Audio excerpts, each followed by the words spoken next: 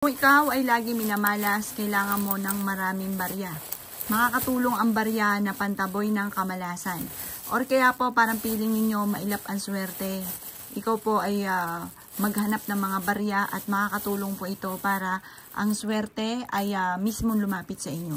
Magtatawag po ito ng maraming swerte, mga bossing. Ang kailangan lamang po ninyo ay hugasan nyo po ito, yung barya na gagamitin nyo sa pampaswerte. At ibilad siya sa sinag po ng araw.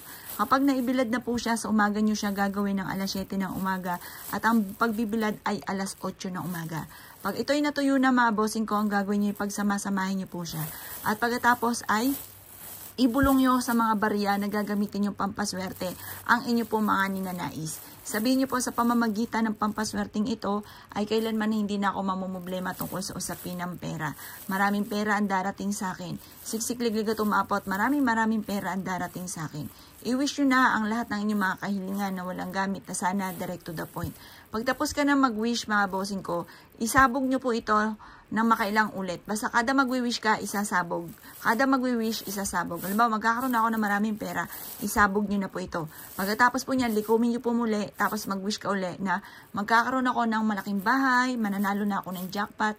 Tapos kada mag-wish, bawat isang wish, sabog.